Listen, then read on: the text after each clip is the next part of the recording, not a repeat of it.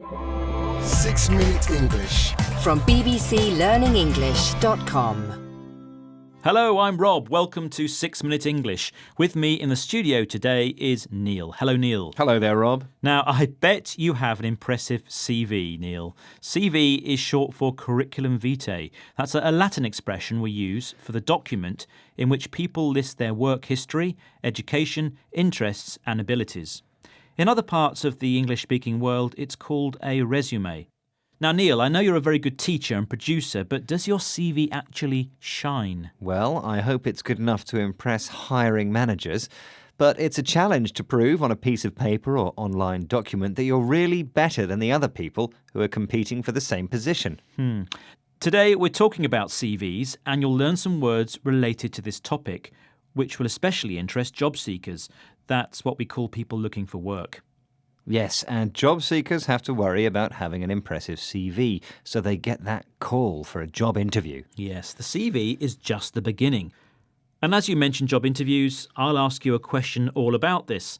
According to a recent survey, managers decide quite quickly if they're going to really consider giving a candidate a job or not. So, when you go for a job interview, how long do you have, on average, to make a good enough impression for an employer to hire you? Do you have A, less than 3 minutes, B, less than 5 minutes, or C, less than 10 minutes? Well, I think it's probably quite short, so I'm going to go for B, 5 minutes. Well, you'll have the correct answer, the result of this survey, at the end of the programme. But people have done all sorts of unusual things to reach the interview level. One of them is Briton Daniel Conway, who went from posing shirtless in the street with the phrase "employ me" written on his chest to uploading a video on social media asking to be hired. This video went viral. It means became popular very quickly. In it, his daughter appears next to the phrase, "Give my dad a job." Yes, Daniel Conway tells us about his experience looking for work. Which word does he use when he says he wanted to be noticed? I just thought as a young naive kid that I would kind of walk into a job, but the truth is, there are a lot of good people out there who've got just as great skills, and I realised at that point you've got to stand out and get your strengths across. He used the phrasal verb to stand out. It means to be more visible than others in a group so that he can be noticed. Dan Conway uses another phrasal verb, get your strengths across.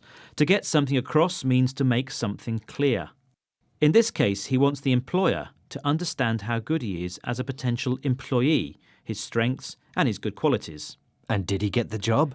Well, yes, he did. And I'm glad to say that after 4 years, this 29-year-old man got a job marketing vitamins. Well, we can say he was good at marketing himself. Yes, we can. Well, he was bold and courageous in his attempts to catch potential employers' attention. He showed a quality described by career coach Corinne Mills.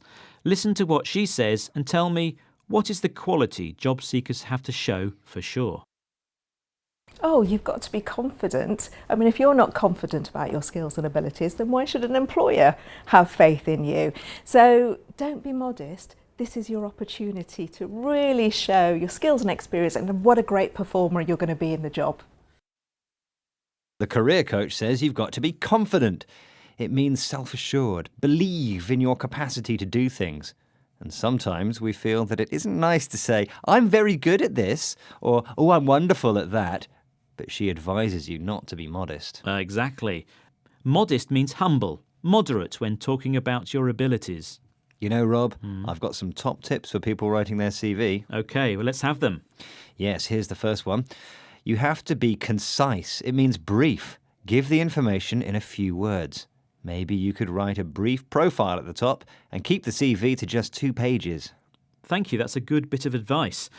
And I think you should give evidence of success in previous jobs.